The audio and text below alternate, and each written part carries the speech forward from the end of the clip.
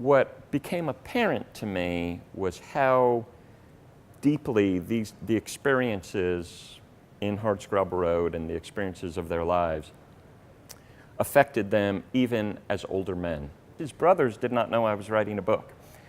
And he had cautioned me about that. He said, "Man, they probably clam up if you tell them. They'd be very self-conscious about that." So I just would casually ask questions when they would come to visit, or my wife and I would go to see them. I remember, my father-in-law talking about this story. Do you remember that? And what was your perspective of that? I'd really like to hear it. And they would just tell me, because they were also great storytellers. And they would talk about it as, "My childhood scarred me." Those were their words. "My childhood scarred me."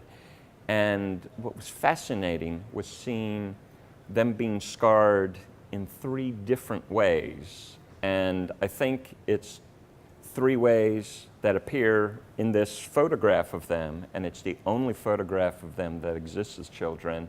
And it's also really the 3 faces of poverty. It's obvious lack of money, poor nutrition. I mean, look how thin they are. And, not having decent clothes. So with my father-in-law, it was money. He was obsessed with every dollar he could make and save.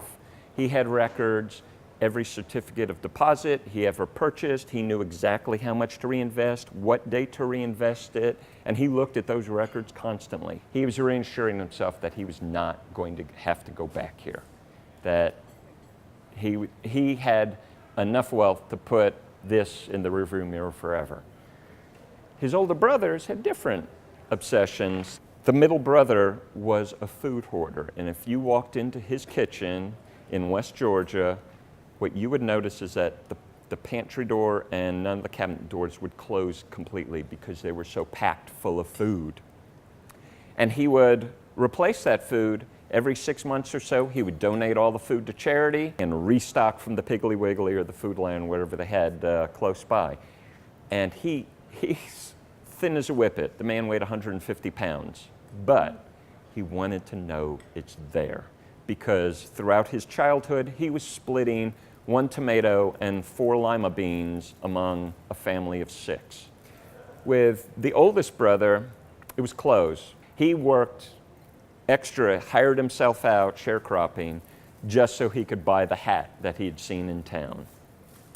And as an adult, he never wanted to dress this shabbily again. They had 2 pairs of overalls and 2 long-sleeve shirts, and that was it.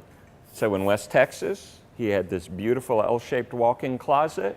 If you walked in there, you would see nothing but dry cleaner bags with suits, pressed slacks, starched shirts, and shined shoes. He would come to visit my father-in-law in Florence, Alabama, driving the dirtiest rattle-trap pickup truck you've ever seen.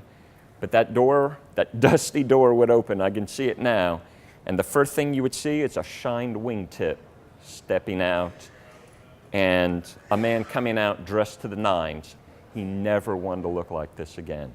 And all 3 of them, these habits that you see in them as old men, these habits were ingrained as children, these desires. They never want to go back to this. And their reassurance in their cases with the walk-in closet, with the pantry stuffed with food, with the records of every dollar you have, it's all a reassurance that you're not having to go back there.